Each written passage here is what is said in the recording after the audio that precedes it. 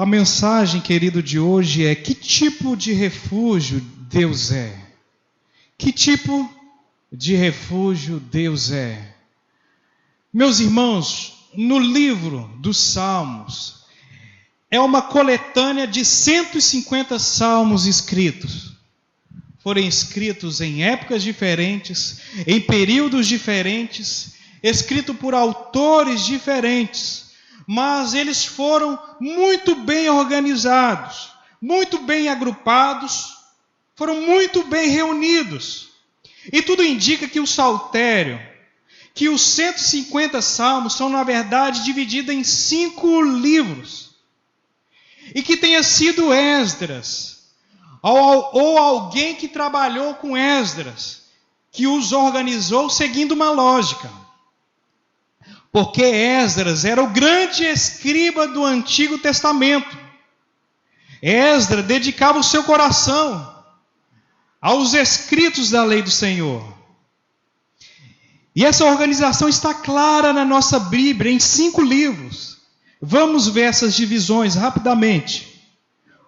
O primeiro livro, o tema da mensagem é confrontação. Está no Salmo 1 ao 41. Agora você vai abrir o Salmo de número 42. Abra rapidamente. Salmo de número 42.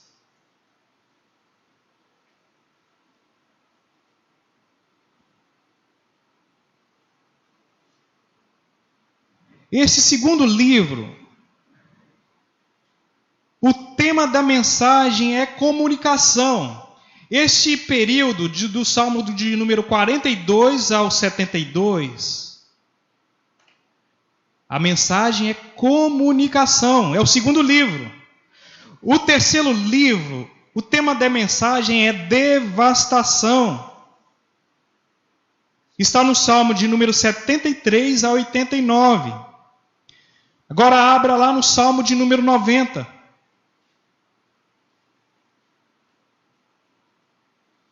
É o quarto livro.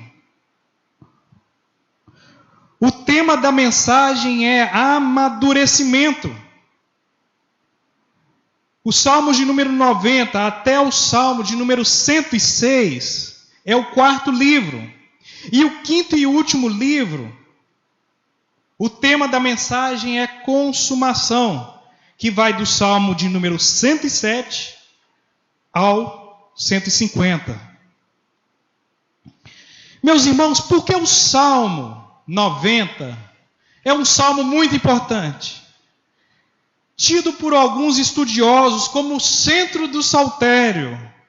Porque depois de passar pelos 3 livros, depois de passar por confrontação, depois de passar por comunicação com o inimigo, depois de passar por devastação, depois das lutas demonstradas nestes 3 livros, o livro 4 começa apontando Deus como morada eterna do seu povo, como baluarte do seu povo, como refúgio do seu povo. E no livro 4 começa com uma figura muito importante na Bíblia. Quem que é?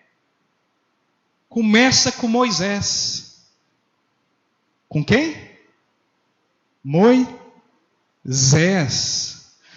O povo de Deus, quando entra no livro 4, ele tem um ambiente diferente. Porque o próprio Moisés que está, agora ele tem a certeza e a confiança de que depois de tantas lutas, depois de tantas adversidades, depois de tantos intempéries, Moisés está dizendo: Deus é o nosso refúgio. Deus é o nosso refúgio. Deus é a nossa morada eterna. Então, meus irmãos, o Salmo de número 90 é muito importante ao demonstrar no início do livro 4 esse refúgio que é o nosso Deus. Que tipo de refúgio é Ele? Que tipo de abrigo que o povo de Deus, no passado, após o exílio, poderia olhar para este salmo e entender como refúgio? E como nós podemos entender em nossos dias, nesse período de pandemia, nesse período de adversidade. Como nós podemos entender o refúgio em nossos dias? Meus irmãos, estamos no ano de... Qual ano que nós estamos? 2020, querido. Esse ano nós vamos ver muitas situações agradáveis e outras situações desagradáveis. Quantas doenças e pandemias estamos presenciando de nível mundial? Quantos aborrecimentos, quantos desentendimentos, quantas preocupações, quantas ansiedades. 2020 trará ainda mais coisas. Isso é inevitável. É inevitável. Mas a pergunta é: para onde você correrá no meio dessa situação? Para onde você correrá no meio dessas lutas? Para onde você correrá no meio dessas intempéries? De onde é que você vai buscar socorro? De onde é que você vai buscar essa proteção? Ora, o Salmo de número 121 diz: eleva os meus olhos para o monte. De onde virá o socorro? O meu socorro vem do Senhor, que fez os céus e a terra. O Salmo 90 apresenta justamente o refúgio para onde o povo de Deus deve correr. Mas que tipo de refúgio é esse? Que tipo de abrigo é esse? Que tipo de amparo é esse? Que tipo de proteção é essa? Nós podemos dividir o Salmo de número 90 em 3 partes. Em 3 partes. Em primeiro lugar, Deus é o nosso refúgio eterno. Vamos dizer, Deus é o nosso refúgio eterno. Moisés começa dizendo, acompanha aí, verso 1. Senhor, tu tens sido o nosso refúgio de geração a geração. Meus irmãos, leia esse texto pensando que você é Moisés. Leia esse texto tentando entender a cabeça de Moisés. Quando Moisés diz no verso de número 1, tu tens sido o nosso refúgio de geração em geração. Imagine, querido, tantas e tantas gerações que Moisés teve acesso. Tantas gerações que Moisés presenciou. Tantas gerações que ele acompanhou. Moisés conheceu a história desde a criação do mundo. Foi Moisés que foi usado por Deus para escrever o Pentateuco, os 5 livros. Gênesis, Êxodo, Levítico, Número e Deuteronômio. Foi Moisés que escreveu o relato da criação de Deus. Foi Moisés que escreveu a queda de Abel e Caim, do dilúvio, da torre de Babel. Tudo isso foi passado para Moisés. Agora ele fala no verso 1. Tu tens sido nosso refúgio de geração e geração. Meus irmãos, ele fala com propriedade que Davi não teria. Ele fala com propriedade porque ele, para a qual as gerações foi revelada.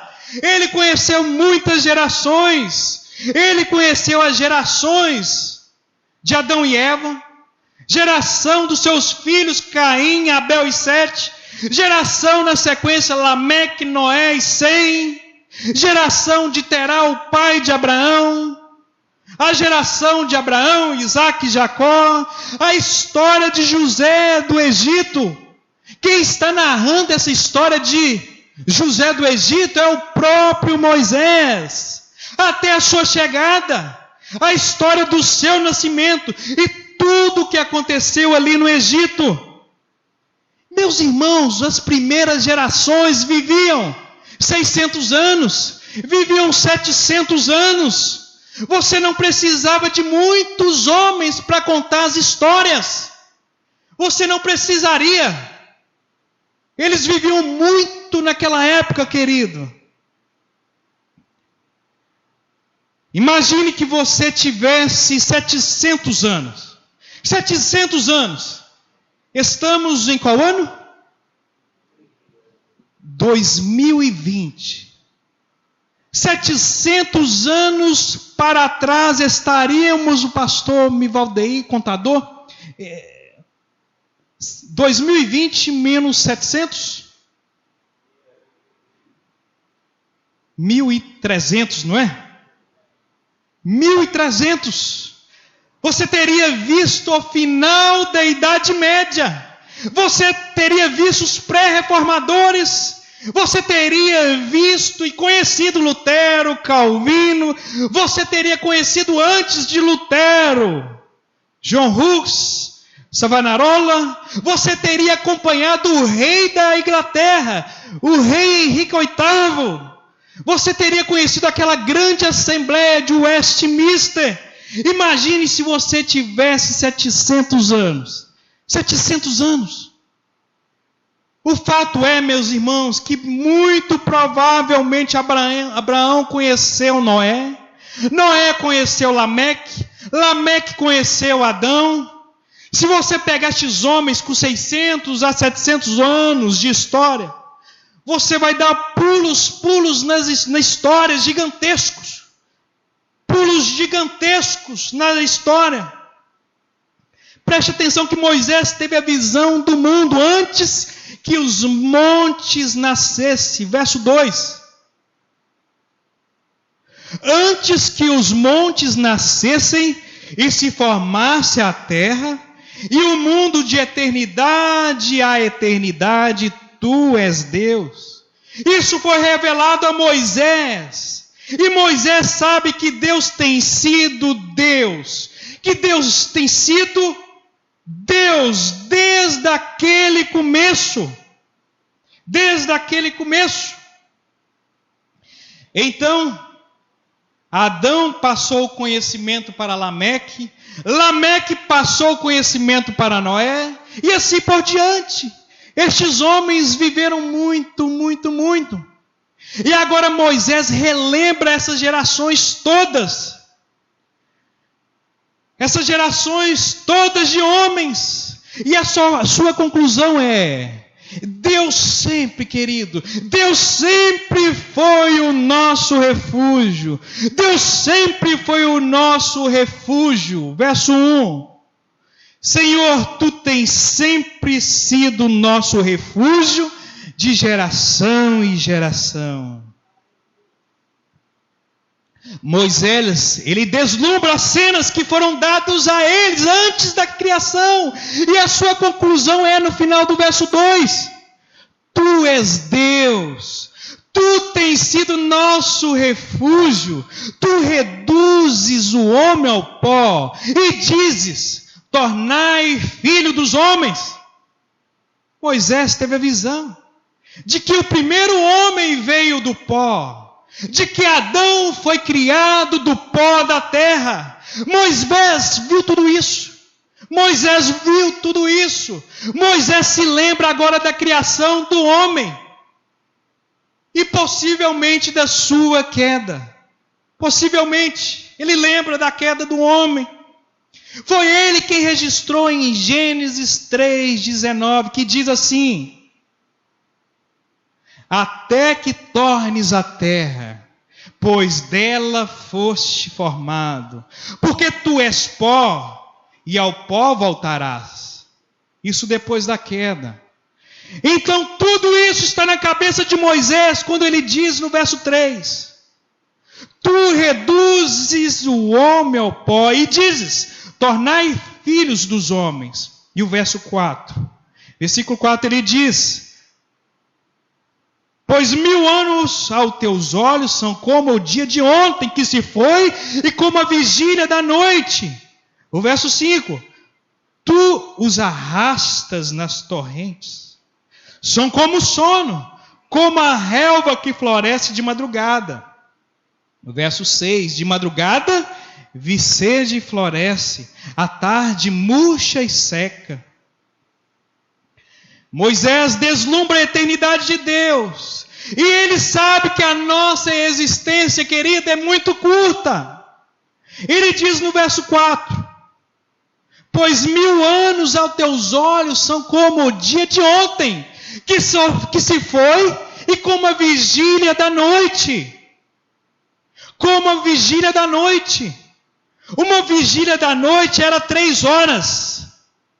Então 1000 anos para Deus é como se fosse uma vigília da noite. É como se fosse 3 horas. É como um sono. É como uma relva. É como uma plantinha que nasce, cresce, envelhece, dá flor e morre em poucas horas. O contraste aqui de Moisés é com a eternidade de Deus, que é gigantesca. É gigantesca com a nossa finitude, com a nossa pequenez, com a nossa vida passageira, com a nossa vida pequena, com a nossa vida que é um vapt-vupt, não é verdade? Nós fazemos 18 anos e voa, fazemos 21, não é verdade? Daqui a pouco você chega ao 25, ao 30, ao 40, 60. Daqui a pouco você chega aos 70. Tudo é muito rápido, querido. Tudo é muito rápido. Eu lembro quando eu morava lá em Ipatinga. Eu morei um tempo lá em Ipatinga, eu brincando com os carrinhos meus. Eu lembro dos aniversários de escola. Aquela festança que minha mãe fazia, cheia de docinho. Eu lembro daquelas lembrancinhas. Eu lembro do dia que o aniversário foi de Rambo, e todo mundo usou aquela faixinha de Rambo. Meus amados irmãos, tudo é muito rápido. Quem aí está com os 40 anos já? A Cátia, o Abraão, os irmãos, né? Tem mais irmãos aí escondendo, né, a idade.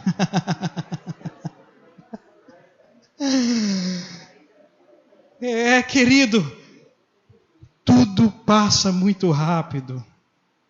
A gente vai envelhecendo, e as crianças vai crescendo, e cada dia mais a gente percebe que a nossa vida é um sopro. Daqui a pouco nós passaremos, e outra geração ficará. E considerando então a nossa vida frágil, como uma plantinha que nasce, que cresce, que floresce e morre.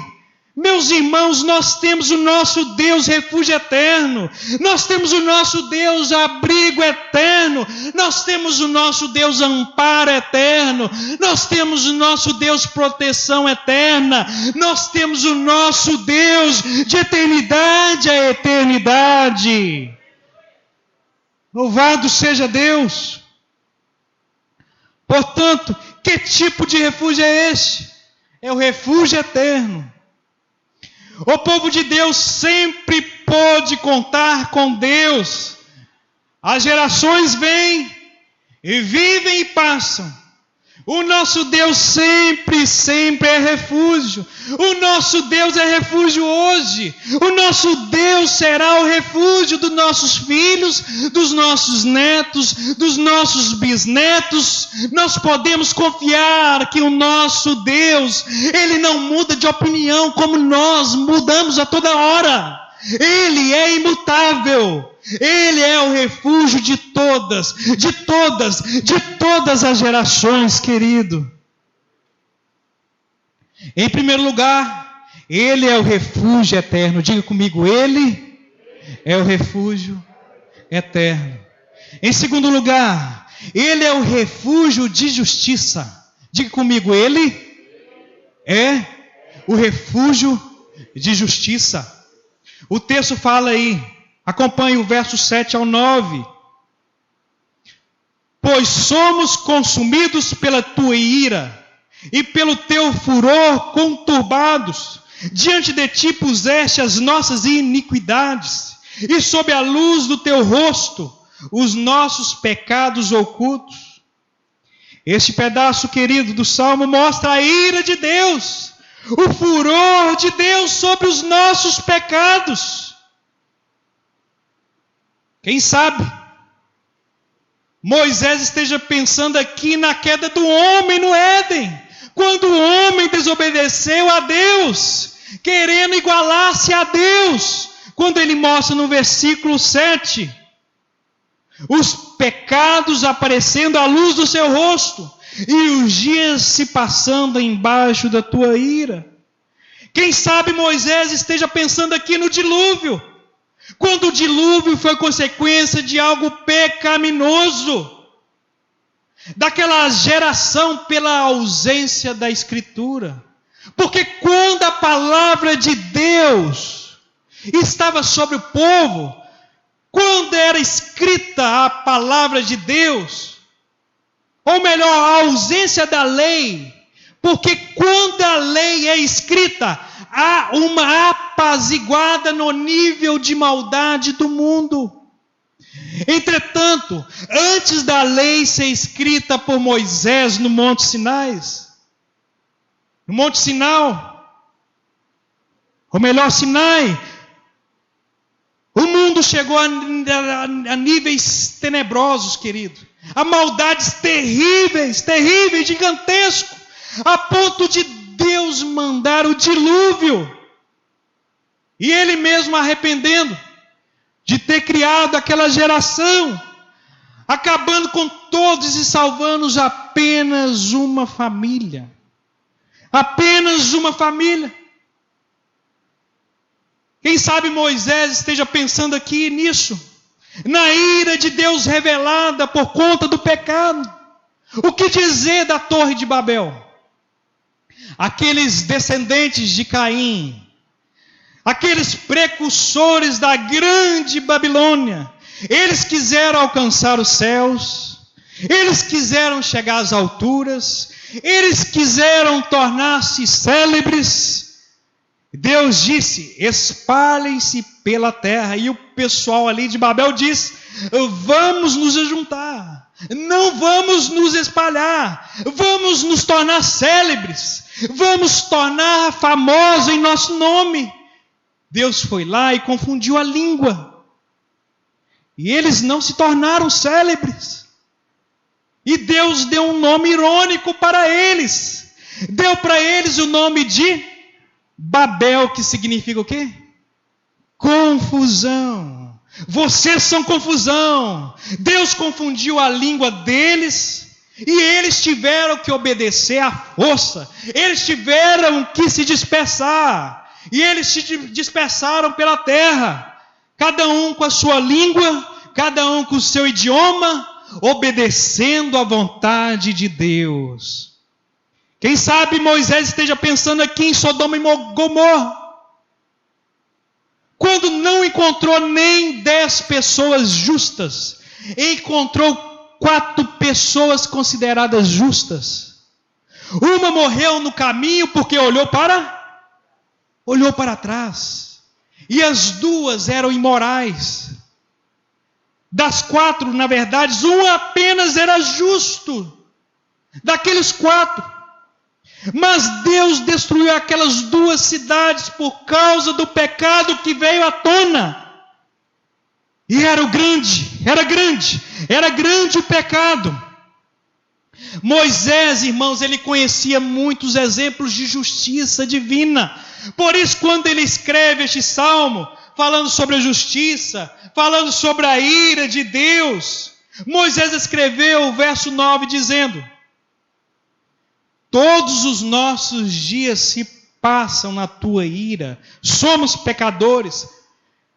Meus irmãos, o pecado, além da morte, trouxe também o cansaço.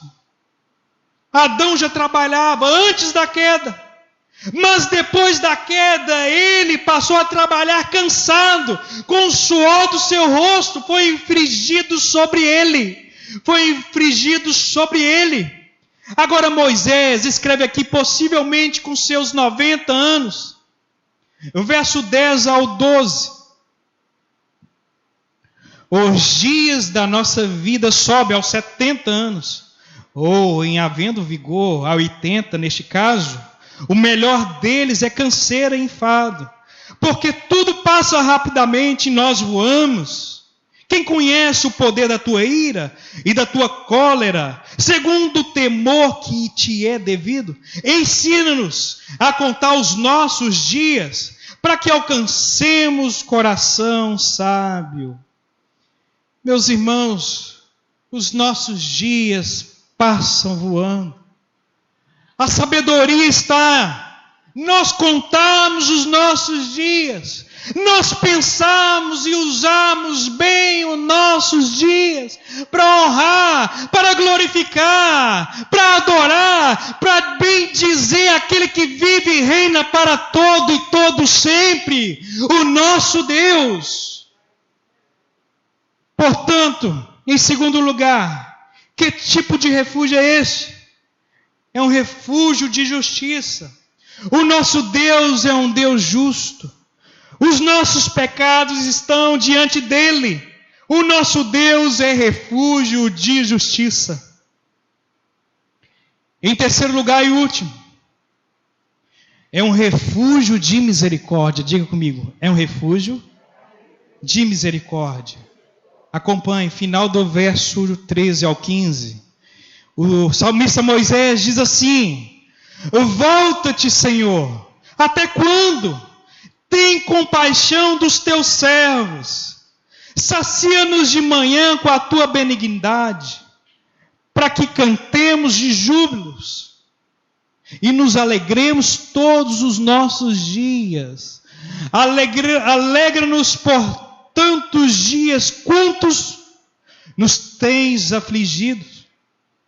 Portanto, anos quanto suportamos a adversidade. Então, se no meio do salmo o panorama é assustador, porque Deus é um Deus de justiça, é um Deus que ira, é um Deus que já castigou muita gente por causa do pecado, e o final do salmo traz um alívio. É um Deus de misericórdia. Olha aí o verso 13. Volta-te, Senhor. Até quando? Tem compaixão dos teus servos. Mesmo reconhecendo a iniquidade humana, Moisés sabe que Deus é misericordioso, ele sabe que Deus é compassivo, ele sabe que Deus, ele sente a nossa dor, ele sabe que Deus é bondoso, ele sabe que Deus é piedoso, ele sabe que Deus é benigno, e a misericórdia de Deus sempre encontra misturada com a sua justiça. Vamos dizer, a misericórdia de Deus sempre encontrada, misturada com a sua justiça. Aliás, irmãos, a definição de inferno é justamente o cálice sem mistura. Diga comigo, cálice sem mistura. Porque cálice com mistura significa a ira de Deus misturada com a misericórdia de Deus. É a ira de Deus misturada com a piedade de Deus. É a ira de Deus misturada com a bondade de Deus. Isso é a definição de cálice com mistura. Nós podemos ver isso na história do povo de Deus. A ira de Deus misturada com a misericórdia. O inferno, meus irmãos, é o cálice sem mistura. É a ira de Deus sem nenhuma misericórdia. É a ira de Deus sem piedade. É a ira de Deus sem piedade. No Éden, Deus executou a sua justiça, decretando a morte da humanidade. Ali houve misericórdia. Adão e Eva foram expulsos do jardim do Éden, justamente para que eles não voltassem, para que eles não retornassem, para que eles não comessem do fruto e entrassem na eternidade com seus pecados. Abra rapidamente em Gênesis, no final do capítulo 3. Vocês vão ver do Éden. Expulsar do Éden foi um ato de misericórdia de Deus para Adão e Eva, para que eles não entrassem na eternidade em estado de pecado. Olha aí o versículo 22 ao 24. Então disse o Senhor Deus: agora o homem se tornou como um de nós, conhecendo o bem e o mal. Não se deve, pois, permitir que ele também tome o fruto da árvore da vida e o coma, e viva para sempre. Por isso o homem, ou melhor, por isso o Senhor Deus o mandou embora do jardim do Éden, para cultivar o solo do qual foi tirado. Depois de expulsar o homem, colocou a leste do jardim do Éden querubins e uma espada flamejante que se movia, guardando o caminho para a árvore da vida. Meus irmãos, porque o caminho foi tão bem guardado com um anjo com a espada, para que eles, Adão e Eva, não tivessem acesso à árvore da vida, para que eles, em estado de pecado, não virassem eternos, para que eles não comessem o fruto da árvore da vida e não entrassem na eternidade com seus pecados. Porque se eles virassem eternos no estado de pecado, não haveria chance para sua família, não haveria chance para você, jovem, não haveria chance para a humanidade. Então Deus os expulsa do jardim do Éden para tratá-lo, para enviar o Messias, para que o Messias na humanidade morra, para matar o pecado da humanidade, para matar o pecado que está sobre a sua família, para matar o pecado da humanidade. Agora morto o pecado da humanidade, é que no Apocalipse nós vamos voltar a ter acesso à árvore da vida, porque agora nós estamos justificados, porque agora somos reconciliados, porque agora estamos livres. Agora já não há mais condenação. Aquele que está em Cristo Jesus, nova criatura é. Não somos, não seremos eternamente condenados no pecado, porque Cristo matou o pecado lá na cruz, querido. Ele matou o pecado lá na cruz. Então veja a misericórdia de Deus. Deus sempre usa a justiça entremeada com a sua misericórdia. Ele sempre usa a justiça misturada com a misericórdia. No dilúvio foi assim. A ira de Deus se abateu sobre a criação, mas Ele teve misericórdia, Ele teve compaixão, Ele salvou um casal de cada animal, Ele salvou uma família para que houvesse a preservação. Já estou terminando. Na Torre de Babel, Ele poderia ter mandado descer fogo e fulminado todo mundo ali. Ele teve misericórdia. Ele apenas confundiu a língua. Ele poupou aquela geração. Aquele povo pôde se espalhar. Em Sodoma e Gomorra houve também misericórdia. A família de Ló foi salva. Você se lembra, querido, o diálogo de Abraão com o anjo? Senhor, se houver 50 justos na cidade, o Senhor vai poupar aquela cidade? Qual é a resposta dele? Se tivesse 50 justos, eu vou poupar aqueles 50 por amor a estes 50.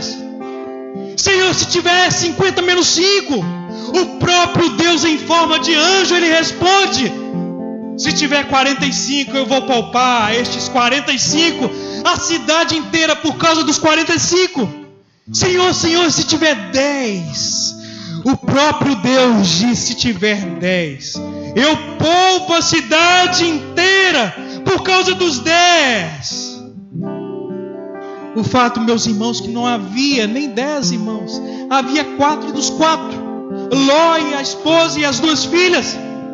A esposa olhou para trás porque teve saudade da cidade, transformou-se numa estátua de sal. As 2 filhas, depois você vai conferir na história, elas eram imorais. Como você prossegue na história. O fato, meus irmãos, que Deus é um Deus de misericórdia. Se houvesse Deus, Ele pouparia aquela cidade. Porém o nível de maldade era grande, era tamanho que não sobrou ninguém. Nem sobrou nem uns 10 daquela cidade. querido, este Deus é um Deus de misericórdia, é um Deus que compadece, é um Deus que sente a nossa dor, é um Deus que podemos pedir por misericórdia a Ele, e Ele nos atende, querido, neste momento da economia, neste momento de crise, neste momento que estamos vivenciando, de caos, de vidas sendo ceifadas. Se você clamar e pedir por misericórdia, Ele pode ouvir a sua oração. E Moisés tinha conhecimento dessa misericórdia de Deus, e ele termina o salmo mostrando a sua disposição em servir a Deus. O verso 16 e 17: apareça a tua obra aos teus olhos, e a tua glória sobre os seus filhos, e seja sobre nós a formosura do Senhor nosso Deus, e confirma sobre nós a obra das nossas mãos. Sim, confirma a obra das nossas mãos. Moisés, ele termina o salmo não de maneira desesperadora, pelo contrário, pois ele sabe que Deus é refúgio eterno, ele sabe que Deus é refúgio justo, ele sabe que Deus é refúgio de misericórdia, que é um Deus misericordioso, que agora ele termina, e ele tem essa disposição para servir ao Senhor, e ele termina o salmo positivamente, concluindo, irmãos, este livro 4 do Saltério, ele dá um alívio para o povo. É como se fosse uma entrada de ar fresco num local abafado. Depois de passar por juízo, depois de passar por devastações dos inimigos, depois de passar por tantas e tantas situações difíceis, o livro 4 do Salmo começa voltando aos relatos de Moisés, dizendo: Ele tem sido nosso refúgio de geração em geração. Ele tem sido o refúgio de todas as gerações. Ele tem sido justo. Ele tem sido misericordioso. Meus amados irmãos, Ele está dizendo nessa noite: animem-se, animem-se. Nós não sabemos o que 2020 nos trará, mas nós sabemos que o nosso Deus é refúgio eterno, que Ele tem sido socorro, que Ele tem sido refúgio das nossas gerações e continuará sendo refúgio dos nossos filhos, dos nossos netos, dos nossos bisnetos. Nós sabemos que o nosso Deus é refúgio de misericórdia, que o nosso Deus é refúgio de justiça, que o nosso Deus é refúgio de eternidade a eternidade. Nós podemos correr para Ele quando estamos apuros. Nós podemos correr a Ele quando estamos em situações que não o agradam. Porque quando vamos contritos e arrependidos, Ele nos perdoa. Ele nos perdoa. Ele é o nosso refúgio de misericórdia. Ele é o nosso refúgio de misericórdia. Se você precisa de um refúgio, quem sabe um refúgio para você mesmo, um refúgio para você que está batida, um refúgio para você que está fraca, um refúgio para você que está se sentindo deprimido. Você pode ficar em pé em nome do Senhor Jesus. Vamos estar orando nesse momento. Eu preciso também desse refúgio. Todos nós precisamos, meu amado irmão, desse refúgio.